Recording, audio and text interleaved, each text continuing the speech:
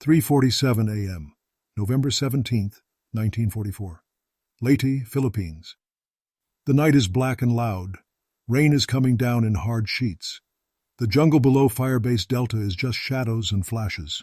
Every few seconds, distant artillery turns the sky white, then everything is dark again.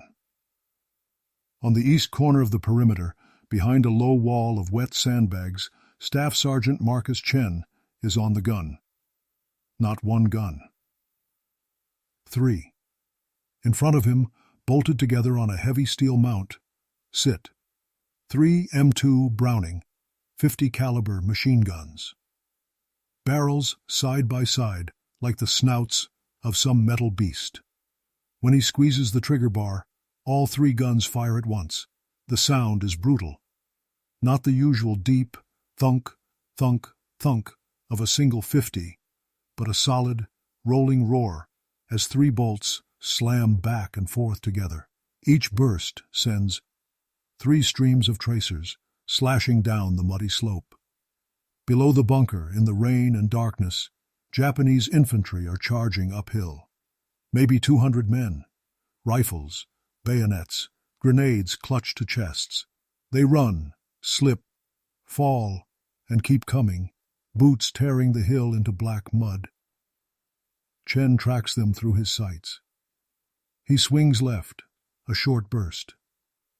3 red lines cut through a knot of men in the open. Bodies jerk and disappear into the mud. He swings right, another burst. A squad trying to sprint along the edge of the wire is hit mid-stride. One man throws his arms wide as 3 50 cal rounds smash into his chest. For every one that falls, another steps into his place. The triple mount chews belt after belt of ammunition.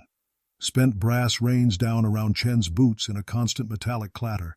Empty links pile up in the bottom of the pit like twisted, smoking chains. "Belts!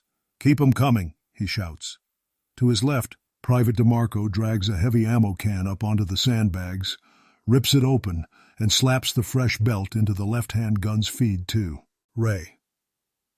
On the right side, PFC Ortiz is already wrestling another can open, fingers slipping on wet metal as he hauls the belt up into place. The air in the gun pit is thick with smoke, steam, and the sour smell of hot oil. Out on the slope, someone fires a flare. It pops and hisses into the sky, then explodes in a harsh white star. For a few seconds, the whole hillside is lit like a photograph. Chen sees what they're facing. The muddy ground is carved by down 3 bright lanes, where the 50s have already swept back and forth. Bodies lie thickest in those lanes, twisted and half-buried in the churned earth. On the far left, a tangle of dead men is piled against the wire, bayonets still fixed. Justice. On the far right, a small group has gone to ground in a shell hole, waiting for any pause in the fire. Then the flare dies, and the world snaps back to darkness and muzzle flash.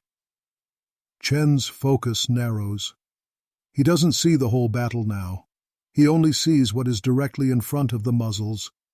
Each time he presses the trigger bar, all 3 guns hammer at once. The mount shudders. The sandbags shift. The jungle below burns with red streaks. And then he smells it. At first it's faint, a sharp, metallic tang under the cordite and rain, then stronger, the smell of steel that is far too hot. He risks a glance along the barrels. The left and right guns are glowing a dull red, like heated stove coils. The center barrel is worse. Its whole length is bright, angry orange. Near the muzzle, along the top, the color has gone almost white. Rain hisses into steam as it hits. That barrel is past hot. It is on the edge of failure. DeMarco sees it too. "Sarge, center tube's cooked. We gotta change it." Chen knows what that means. If he keeps firing like this, the center gun could start to cook off rounds on its own. The steel could warp. The receiver could crack. In the worst case, the whole thing could blow apart right in their faces. He also knows what happens if he stops. Downhill in the darkness between muzzle flashes, the Japanese are still coming. He can hear them now over the thunder of his own guns, shouts, the thud of boots, The thin, shrill cry of an officer trying to drive his men forward through the storm of fire. They're closer, 30 yards, maybe less. If the 50 goes quiet for more than a second or two, those men will be at the wire, then in the trench, then in among his riflemen with grenades and bayonets. Ortiz yells over the noise, voice crackies. "Yes, we can't shut her down, Sarge, not now." For a heartbeat, Chen hesitates. One part of him is the mechanic's son from Stockton, the man who knows exactly what happens to metal pushed past its limits. The other part is the heavy weapons sergeant on a ridge in the Philippines, with a company of men behind him and a wave of enemies in front of him. He looks at the glowing center barrel. He looks at the dark slope full of moving shadows. He feels the cold rain on his neck and the hot breath of the guns in his hands. Somewhere behind him, someone shouts, "We're going to lose the corner if that gun stops." Chen bares his teeth and makes the choice. He leans into the mount, grips the trigger bar even tighter, and roars over the thunder of the 3 guns. "Then we run her till she blows." The triple M2s answer him with another full burst, 3 throats spitting fire into the night. Cut to black. Marcus Chen didn't start life with a 50 in his hands. He started with a wrench. Born in Stockton, California, son of a Chinese immigrant mechanic and a second-generation seamstress, he grew up in the back of a cramped garage that smelled of oil, rubber, and cheap cigarettes. His father patched truck tires and rebuilt carburetors for anyone with cash. His mother stitched uniforms for a laundry that serviced the nearby Army depot. By 12, Marcus knew more about torque specs than most grown men. By 16, he could listen to an engine and tell you which cylinder was misfiring. Guns came later, as just another machine with pressures and timing you had to respect. When Pearl Harbor blew across the radio, he was 25 and under a truck. He climbed out with grease up to his elbows and listened to Roosevelt's voice go hard. 2 weeks later, a recruitment poster outside the post office caught his eye. A grinning GI with an M1 slung, text bragging about heavy weapons, the backbone of the infantry. Heavy weapons meant moving parts, high stress, things that needed a man who knew not to force a stripped thread. He signed up. The Army recognized his mechanical aptitude quickly. Basic at Camp Roberts, then straight into heavy weapons training. They handed him an M19 first, medium machine gun, slick and fast and relatively polite. Then they introduced him to the Browning M2. The first time he hefted the barrel alone, he grinned despite himself. "This," the instructor said, slapping the receiver, "is the closest thing you will ever get to holding a thunderbolt." On the range, the 50 literally shook the world. Prone behind the tripod, Chen pressed the butterfly trigger and felt 600 grains of lead per second carve apart junk trucks and concrete test blocks. The blast from the muzzle punched hot air into his face. The sound thudded in his chest. "It's not just a machine." "E-gun," the instructor said. "It's anti-air, anti-vehicle, whatever you point it at. It doesn't argue." On paper, it was the ultimate equalizer. On Leyte, Chen learned how narrow ultimate could be. Firebase Delta wasn't really a firebase in the Vietnam sense yet. It was a scraped-out perimeter on a muddy ridge, ringed by wire and coconut logs, punched full of gun pits and foxholes, overlooking the eastern approaches where Japanese units, cut off by amphibious landings, kept trying to break through to the coast. By November 44, he was staff sergeant, in charge of the company's heavy weapons section, 3 30-cal guns, 2 81mm mortars, and 1 lonely M250 parked on the east corner of the perimeter. That first week on the line, the M2 saved them twice, and almost killed them once. The saves were textbook. A strafing run by a lone Oscar fighter trying to catch supply trucks on the beach road. Chen's gun hammered skyward, tracers reaching up like red fingers, and the Japanese plane sheared off trailing smoke. A daylight infantry probe, a platoon's worth of men trying to sneak along the tree line. The 50 caught them when they broke cover. Ka-thunk, ka-thunk, heavy slugs stitching trunks and bodies into one bloody mess. It was the night raid that taught him the limits. The Japanese came at 02:20, Pacing their approach between thunderclaps, they hit the south and east sides at once, screaming, rifles firing from the hip, grenades sailing. Chen swung his gun until the traverse stop screamed, the barrel spraying orange lines across the wire. He could cover one kill zone at a time. That was it. When he turned left to break up a cluster trying to cut the wire near the swamp, he lost the ones who belly-crawled through the dead ground directly below his original arc. By the time he slewed back, they were 10 yards from the trench, stabbing downward with bayonets, grenades already rolling under the sandbags. 2 men in 3rd Platoon died that night with their throats cut because his gun was pointed somewhere else at the wrong moment. After the medics had done what they could, and the jungle had gone weirdly quiet again, Chen sat on an ammo crate behind his gun and stared out into the darkness he'd failed to kill. 150 can own a lane, he muttered, not a half circle. Private DeMarco, then just a fresh loader, sat next to him, panting. "We need more guns, Sarge," DeMarco said. "One here, one there, one—" "Where exactly?" Chen snapped. But his anger wasn't for the kid. It was for the physics of fields of fire. They're not growing on trees. They weren't.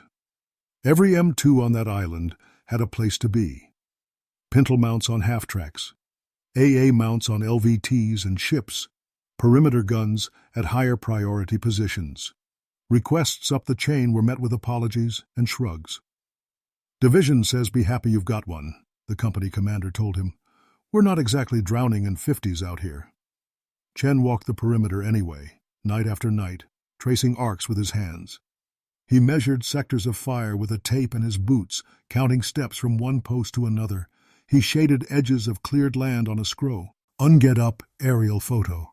He looked at the gentle curve of their east-facing line and saw not a defensive wall, but a series of overlapping cones, some strong, some dangerously thin. Everywhere he turned, he saw one problem: coverage. One gun, 3 sectors that all needed it at the same time. He knew what the manual said: sight multiple machine guns in depth, create interlocking fields of fire. He also knew what his motor pool sergeant had said that afternoon, wiping sweat off his brow under a dead half-track. "We've got exactly 1 spare 50-barrel and 0 spare receivers. You break that gun, Sarge, and I can't magic you another." He stood on top of the east bunker that night, hands on his hips, staring at the single, heavy Browning resting below, its long barrel pointed out into a jungle that refused to be tamed. "I don't need more guns," he said quietly, more to himself than anyone else. "I need more barrels, more mouths." A thought slid into place behind that, sharp as a gear tooth. What if one trigger didn't have to mean one stream of fire? Officially, the M2 Browning was perfect already. Ordnance documents loved it. Tried and tested since the 30s, mounted on everything from bombers to landing craft. It was heavy, but that weight meant reliability and power. For ground units, the heavy 50 was supplemental, an asset, not the core of the line. On a flat, open field in Europe, with clear lanes and long arcs, that logic held up. In the Philippines jungle, under monsoon rain and night attacks, it fell apart. Firebase Delta sat on a ridge that looked good on a contour map, 20 feet above surrounding terrain, with a natural forward slope. In reality, the jungle pressed up almost to the wire. Ravines cut into the hillside at angles that turned whole sectors into dead ground, places the M2 couldn't hit without swiveling all the way off its primary lane. On a sandbag shelf just behind the east wire, Chen tried to make the best of it. He bolted the 50 to a ground tripod, then had his men sandbag around it until the mount sank into the earth like an anchor. He measured traverse stops, widened them as far as the metal would allow without compromising stability. He used a machete to clear fields of fire during the day, hacking away at anything that might block or deflect a bullet. Still, no matter how he aligned it, there were always gaps. He could cover directly downslope, a killing lane maybe 40 yards wide. He could swing left to rake the shallow gully that fed into the south line. He could swing right to hose the rocks and logs near the old road scar where infiltrators liked to crawl. But not all 3 at once. Every shot was a choice. He brought it up with the company XO at dawn, when men were groggy and coffee was scarce. "Captain, sir, if we had at least 2 more M2s, 1 each for the flanks." "We don't," the XO said, not unkindly. "I can't conjure them. We get what regiment allocates." "What about salvage?" "Ed mounts off wrecked LVTs on the beach?" Chen pushed. "Or airfield scrap? You asking me to write a requisition that says, 'Dear General, please strip 50s off the air cover so my hilltop can have a few extra toys?'" The XO shook his head. "Not happening, Sarge." "So we wait for them to come back," Chen said, "and hope they choose the narrowest lane next time." The XO's jaw clenched. He wasn't blind to the risk. He'd watched the medics pull sheet-wrapped forms out of the trench just like everyone else. "Do what you can with what you've got," he said. "That's everybody's job out here." What he had was 1 M2 Browning with 1 spare barrel. A motor pool full of welders, scrap metal, and brain-dead trucks. A small, unofficial pile of odds and ends, walked from supply, AA pintles, broken tripods, a damaged twin mount from a landing barge that had beached and died on day 3 of the operation. He also had 1 more wake-up call. 4 nights after the first raid, the Japanese tried a different trick. No screaming this time, no mass charge. They sent in crawling squads of sappers with satchel charges and knee mortars, using the rain and wind to hide their approach. Chen's gun opened up on a group he spotted near the center of his lane, tearing them apart before they could get close. He lingered half a second too long on the trailing man, hosing him even as his body folded. 2 others used that half-second to slip into one of those dead zones between his arcs. By the time a flare went up, they were hugging the earth just below the lip of the trench 70 yards to his left. A satchel charge blew, turning part of the wire and the log revetment into a flying forest of splinters and shrapnel. They were repelled. The line held. The 50 did its job where it could. But again, in the after-action, as they counted bodies and crater marks, the pattern was clear. The enemy wasn't stupid. Every time they probed, they felt for the edges of the M2's cone. Every time they found its limits and tried to slip through. "They're learning us," DeMarco said, spitting into the mud. "Like rats checking where the cat can't reach." Chen stared at the map in the CP, then at the rough sketch he'd made of his firing arcs. He tapped 3 sectors with a pen. Sill left gully, center slope, right road. "I don't need more cats," he murmured. "I need 1 cat with 3 mouths." The idea was insane. Physically heavy, logistically disgusting, doctrinally non-existent. It also wouldn't leave his head. That night, instead of going straight to his bunker after stand-down, he walked to the motor pool. Rain drummed on rows of half-drowned vehicles. Under a crude awning, a Navy Seabee in rolled-up sleeves was welding new brackets onto the side of a 6x6. "You the one who salvaged that twin 50 mount off the wrecked Higgins boat?" Chen asked. The Seabee squinted at him through his goggles. "Who's asking?" "Staff Sergeant Marcus Chen, Heavy Weapons," he said. "I've got a problem you might enjoy hating." The Seabee grinned slowly. "You look like a man about to ask for something stupid," he said. "That's my favorite kind of problem." The twin mount started as naval hardware. 2 M2s, side by side on a yoke, meant for a PT boat that would never patrol again. The landing craft they'd pulled it off had died nose first in the reef, half shredded by shell fire. The guns had rust blooming on their trunnions, but the core metal was good. In daylight, under a blue tarp at the back of the motor pool, Chen and the Seabee, Chief Petty Officer Briggs, tore it apart. "What are you trying to do exactly?" Briggs asked, handing Chen a wrench. "Make 1 gun do the work of 3, Chen said. "At least in terms of coverage." 3 50s? Briggs did a mock whistle. "That's a lot of hate for 1 hill." "They're sending a lot of hate up the hill," Chen said. He showed Briggs his rough sketch. 3 barrels on a single, beefed-up yoke, all slaved to 1 traverse and elevation mechanism, 1 monster trigger bar linking their butterfly triggers together. "They'll each have their own receiver, obviously," he said. "But if I can fire them as 1 unit, I don't have to pivot between sectors as much. I just widen the exact lane to cover where they're pushing." "It's not just recoil," Briggs said. eyeing the drawing. It's torque. You touch all three at once. That mount's going to want to twist right out from under you. Sandbags, Chen said. Lots of sandbags. And a deep anchored base. Briggs shook his head, laughing. You filthy army apes, he said. Give you a problem. You always start by making something more complicated. He also started pulling more scrap from his supply pile. They raided every dead and dying platform in the area. A shot-up LVT with its AA ring ground out. A busted-up anti-aircraft half-track waiting for parts that would never come. Everyone had brackets, pintles, springs.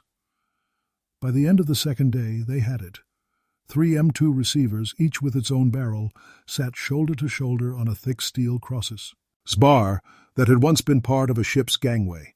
Heavy gussets braced them, welded over and over, Briggs muttering, "Overbuild or go home," under his breath. Underneath, a reinforced yoke, double-pinned, locked into a ground-mount tripod that was now more theoretical than original. A Frankenstein of Army steel and Navy ingenuity, its legs extended and then buried deep in a square of poured concrete and sandbags.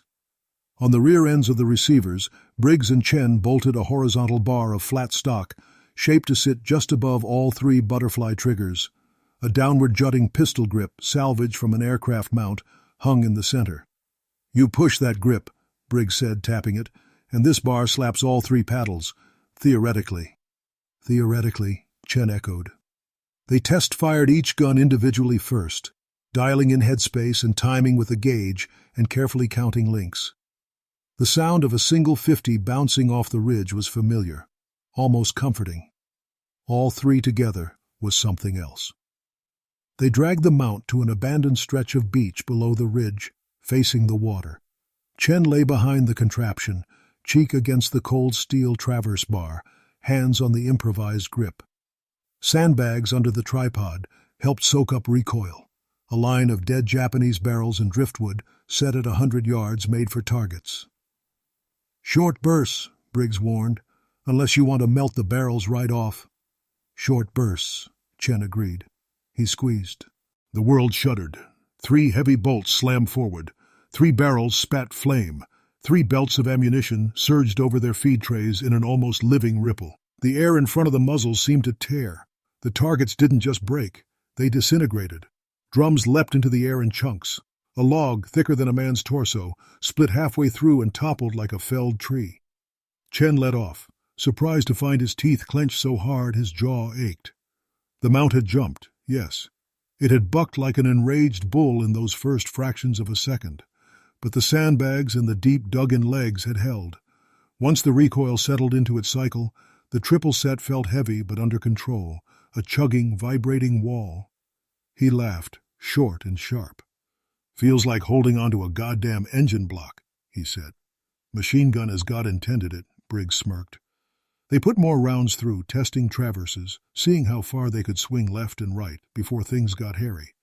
The more Chen worked the traverse, the more he felt how the 3 streams overlapped and met.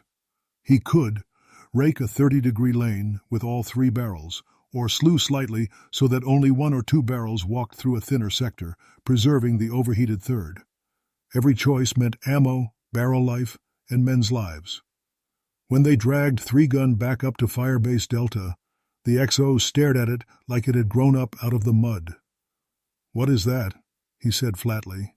Not a question exactly, more a mild accusation. "Triple M2 mount, sir," Chen said. 3 receivers, 1 traverse, 1 trigger bar. We call it—" He hesitated. "Well, we haven't named it yet." "Ammo consumption?" "Triple," Chen admitted. "At full roar." "Barrel life?" "We'll rotate them," Chen said. "Stagger fire if we can. Use all 3 only when we have to." The XO walked around it, boots crunching on sandbag grit, eyes tracing welds and bolt heads. "You know Ordnance is going to have a fit if they ever see this," he said. "This is 3 line-item weapons turned into 1 unauthorized creature." Chen didn't disagree. He just jerked his thumb at the slope. "Sir, the last raid, they hit 3 gaps in one go," he said. "My 150 couldn't be in 3 places at once. This way, it doesn't have to be." The XO stood quiet for a long moment. At the edge of hearing, down the hill, the jungle growled. Somewhere out there, someone else was building something awful in the dark. "Officially, Sergeant," the XO said at last, "that's 3 separate guns, sighted very close together for mutual support." "Yes, sir," Chen said. "Unofficially." A ghost of a grin tugged at the XO's mouth. "If this abomination stops them from getting any closer than they already have, I don't care if you weld 10 of them together. Just don't let the barrels cook off and kill my men before the Japanese do." He walked away, shaking his head. Within a day, everyone on Firebase Delta had a nickname for the triple mount. Some called it the meat grinder, some, less poetically, the bitch. DeMarco, staring at the 3 dark barrels side by side one night at Stand 2, muttered, "Looks like 3 dragon mouths." Ortiz, Catholic and half-spooked, crossed himself and said softly, "Looks like 3 demons." It wasn't the last time anyone would use that word. Lieutenant Sato Hiroshi had learned to hate the American 50 the hard way. On New Georgia, a single Browning mounted on a half-track had chewed his platoon apart when they tried to cross an open ribbon of kunai grass. On Bougainville, he'd watched red tracers from an AA mount stitch through the jungle canopy, cutting men out of the trees like overripe fruit. In late 1944, Sato, and what remained of his company, found themselves on Leyte, falling back, always falling back, as the Americans pushed inland from the sea. The higher command spoke of glorious banzai attacks, of breaking the invader with human waves. Sato had seen enough to know what that meant in practice. Men running into walls of machine gun fire and not coming back.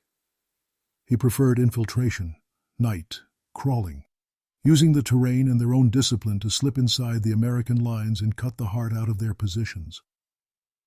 On the 12th of November, his men probed a ridge that intelligence said held an artillery fire direction center and a small perimeter. They came in through the ravines, using the rain for cover. For the first few minutes, it went almost well. Then the 50 woke up.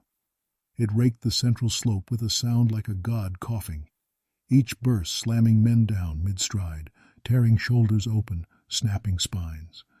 Sato's radio operator died without a sound, his chest simply no longer there. Still, they learned something. The gun could not see everywhere. Crawling back through the undergrowth, dragging 2 wounded, Sato took mental notes of when the roar swung left, when it swung right, where the dead lay thickest, and where the ground under his chest had remained mercifully untouched. He'd use that next time. By the 17th, he had a plan. Hit Firebase Delta before dawn in the rain, with massed numbers. Use shock first, grenades, knee mortars, screams, then use knowledge. Avoid the thick parts of the... 50's fire! Flood into the thin ones! Remember, he told his men in a hoarse whisper as they crouched in the jungle below the ridge.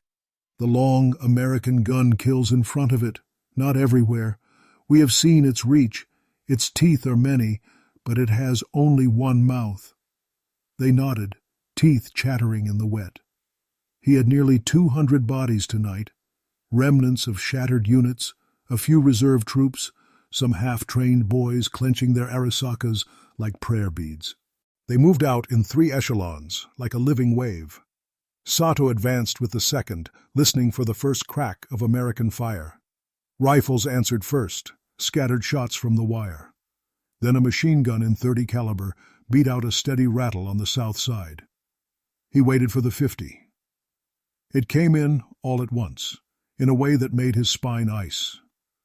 Before, the heavy gun had been a single, distinct voice, deep, coughing, coming from one place.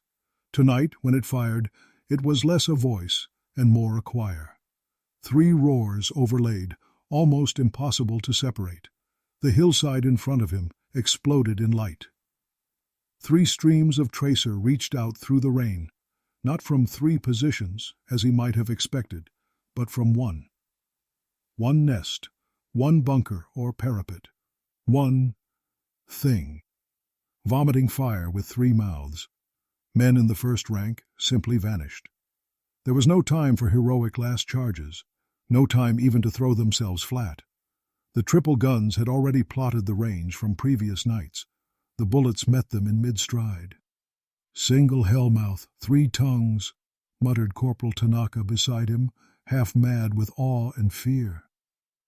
Sato felt his carefully memorized gaps. Those little places the old single 50 couldn't quite reach, burn away under those 3 moving scythes. The left gully, the center slope, the right road. He saw all 3 stitched in the same instant. This was not the same enemy he had tested days before. "Down! Down!" he screamed, shoving men toward whatever depressions or rocks they could find. The triple fire eased for a half-second, then shifted like an animal adjusting its bite. Everyone who had hesitated died. Later, much later, Sato would try to explain it to another Japanese officer in a dim bunker, tracing the arcs in the dirt with a stick. "3 Oni," he said. 3 demons. There is 1 position, but 3 heavy guns, 3 jaws. It is as if each time you slip just 1 biting head, there is another waiting. The name stuck. In the mutterings of surviving infantrymen, the ridge was no longer defended by 1 American heavy machine gun. It was guarded by San Oni, 3 demons. And still on that miserable pre-dawn, as men around him died in triplets, Sato had 1 advantage left. No matter how many barrels the Americans bolted together, the 50 still had 1 weakness that could not be welded shut. It could run out. Of ammo, of barrel, of luck. All he had to do was survive long enough to watch it happen. Back on Firebase Delta, Chen felt the center gun start to fail. The change was subtle at first, a different vibration up through the tripod, a roughness in the rhythm of recoil. Then the barrel glow went from red to a sick, almost orange-white along its top edge. On his right, Ortiz yelled, "Feed jam! Right gun's hungry!" and tore at a twisted belt link that had caught on the edge of the tray. On his left, DeMarco slapped a fresh can into place, lips moving in some half-remembered prayer as he guided the line of cartridges into the left gun's feedway. All around them, the bunker shook as mortars began to land short on the hillside. Light Japanese 50mm rounds popping in the mud, throwing sprays of dirt and shrapnel, groping for the nest, spitting hell at their comrades. Tracer lines stitched back up at the parapet now, Arisaka rifles snapping, a light Nambu chattering somewhere below. Rounds smacked the sandbags in front of Chen, hissing as they plowed into wet burlap. He couldn't pull his cheek away from the traverse bar to check his flanks. He had to trust that the riflemen on either side would keep any brave crawlers off his wire. He had 1 job, keep the 3 demons roaring. He feathered the trigger bar, forcing himself to think in bursts rather than panic long streams. 1, 2, 3, off. 1, 2, 3, 4, off. Shift. Short burst into a knot of movement near the gully lip. Shift back to center. Longer burst as another squad crested the rise. Each time he came off the triggers, the silence felt obscene. The night pushed back in with shouts and the sharper, smaller cracks of rifles. He wanted to clamp down and never let up. "Middle barrel's shot to hell, Sarge," DeMarco barked, eyes on the glow. "We got a swap before—" Before what? They both knew. He'd seen a cooked barrel once in training. It wasn't pretty. Rounds could start to cook off from the heat alone. D2, nading without the trigger being pulled. In an M2, that could send the bolt out of time, crack parts, rupture the receiver. If it happened with the top cover open during a frantic reload, someone was going to lose pieces of themselves. "If I stop now, they're in the trench in 30 seconds, Chen grated. "Then keep the outers," Briggs' voice suddenly yelled from behind them. He'd come up from the motor pool when the first shot started. "Kick the center. 2 demons are better than none." It was a mad idea. It was also the only one on offer. "Ortiz," Chen shouted. "Forget the right for 10 seconds. Middle. Safe it." Ortiz, hands still wrestling the jammed belt on the right gun, shot him a wild look. "Now." With his left hand, Chen yanked the big, knurled charging handle of the middle gun back and hit the bolt latch, holding it rearward. That at least would keep a live round out of the chamber, he hoped. The smell rolling off the barrel was like a forge. He took a breath that tasted of cordite and mud, then adjusted his grip on the trigger bar. "Left and right only," he barked. "Short bursts." He squeezed. The left and right guns roared back to life, their tracers fanning out in a shallow V. The middle muzzle, now silent, smoked and glowed like the eye of something dying. It changed the geometry. Instead of a single overlapped cone of death, he now had to consciously walk two separate streams, making sure they crisscrossed just enough in the center to deny that sector without wasting ammo. The Japanese felt the falter. Sato, belly down behind a root 40 yards below, heard the change. The triple thunder dropped to double. The pattern of tracers shifted. There was a gap now, narrow and still horribly dangerous, but real, between the two main streams. "There!" he shouted to the men nearest him, pointing with his chin toward a slight dip in the ground that the beams of red now only skated across instead of saturating. A half-dozen soldiers surged toward it, heads low. Chen saw them immediately. "Center! They're testing us!" DeMarco howled. Chen adjusted, forcing the left gun to sweep slightly farther right than he'd like, the right slightly left, choking the middle with overlapping fire.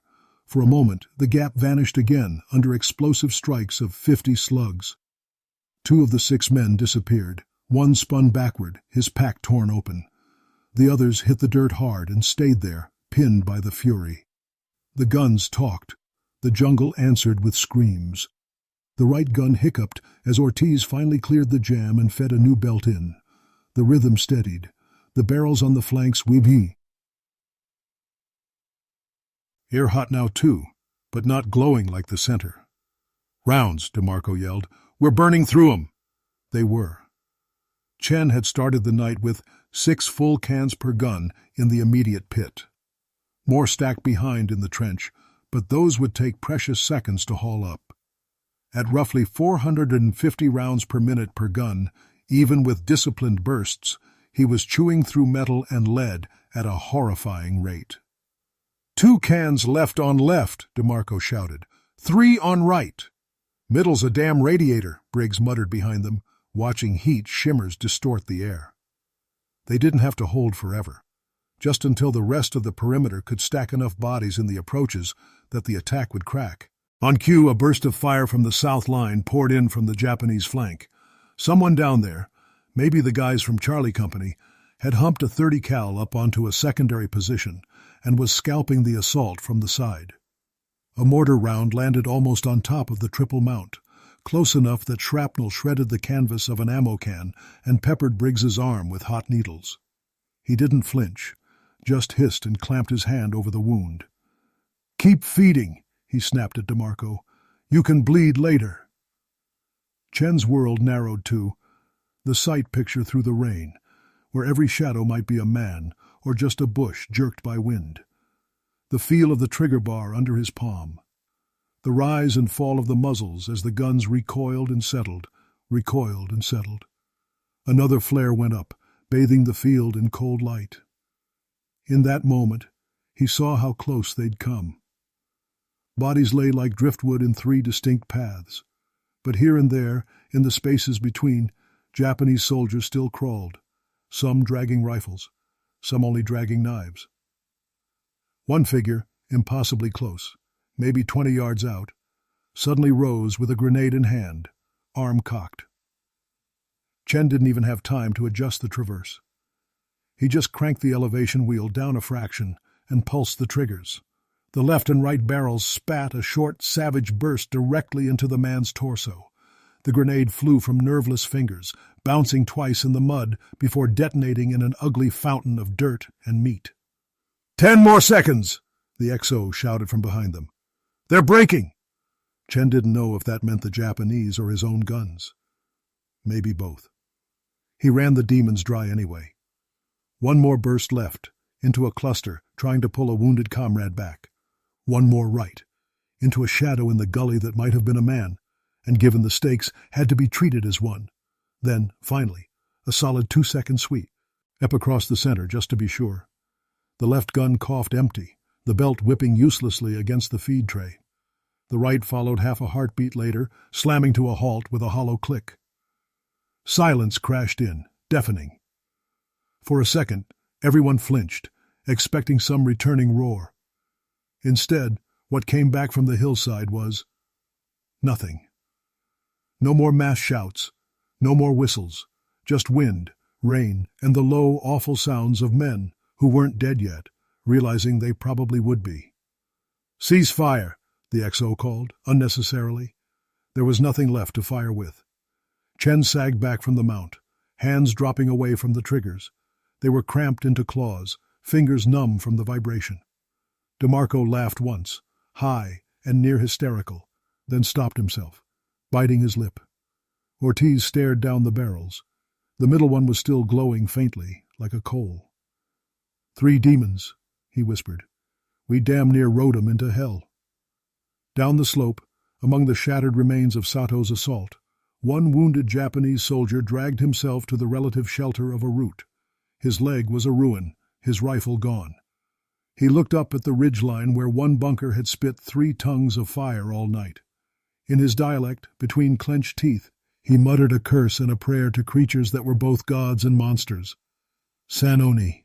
3 demons guard that hill.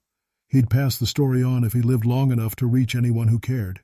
Dawn over Leyte was a dirty gray wash that did the dead no favors. In the clearing light, the men of Firebase Delta saw what the night had hidden. A hillside carved into 3 ragged furrows where the triple 50s had eaten into the earth again and again. Bodies lay thickest where those furrows met. The medics went down first, white-banded helmets stark against the mud, working through groans and silence alike. Stretcher teams followed for the few Japanese who could still be moved and had anything left worth saving. At the edge of the field, an intelligence officer from regiment picked through fallen gear. He found a blood-stained map, a whistle on a cord, a sword half buried in muck. He also found a half-burned notebook in Lieutenant Sato's pocket. Flipping through it that afternoon back at HQ, he frowned at a page where 3 rough arcs had been scratched in charcoal, facing a stylized ridge. Beside it, in quick brushstrokes of kanji, someone had written 3 characters. The interpreter beside him squinted. 3, an ogre, or demon, the man said. San Oni, 3 demons. He underlined it in pencil. Back at Firebase Delta, the triple-mounted M2 sat quiet for once, muzzles dark, barrels cooling in the humid air. Briggs finally pulled the middle barrel when it was safe to touch. The steel was warped, the rifling eroded to a ghost of its proper form. He held it up, whistled low. "You ran this bastard right to the edge," he said. Chen, bleary-eyed, just nodded. "Worth it," he said. "We can swap it. Can't swap the men." The story of the triple mount flowed through the company in days. It reached other hills in weeks. By the time the campaign moved on, it was half legend. Some said there were 650s on that ridge. Some swore the guns never overheated, that Chen had somehow found magical barrels. Some insisted the Japanese refused to attack from that direction again, whispering about San Oni whenever orders tried to push them toward it. Official reports were more restrained. An after-action entry noted effective use of concentrated heavy machine gun fire from modified multiple-gun mounting in repelling enemy infantry assaults. Somewhere in a staff officer's file, a photo of the triple mount ended up stapled to a memo about field ingenuity versus logistical strain. Ordnance never adopted Chen and Briggs's exact setup. 350s on one ground mount was, in peacetime eyes, too heavy, too ammo-thirsty, too hard on barrels. The manuals went back to talking about crew-served guns in singles and pairs, interlocking arcs, doctrinal diagrams. But the idea that if one stream of fire was good, 3, tightly controlled, could be decisive, didn't die. In Korea, clustered heavy machine gun nests on ridgelines carved human wave assaults into pieces in the snow. In Vietnam, miniguns spun 6 barrels at once, spewing lead at rates an M2 gunner could barely imagine. On ships, triple and quad gun mounts became standard, not because some colonel in an office dreamed them up, but because men under fire had already proven that more mouths on one beast could change the math of a fight. Years later, on a quiet night at a VFW hall in California, an older man with thick forearms and tired eyes would sit at a table, turning a warped 50-barrel section in his hands. The bluing long gone, the metal pitted, it looked like a relic from a different planet.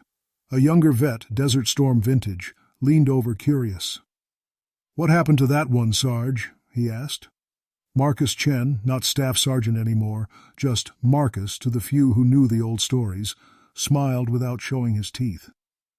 "Ran it too hard," he said, "on purpose."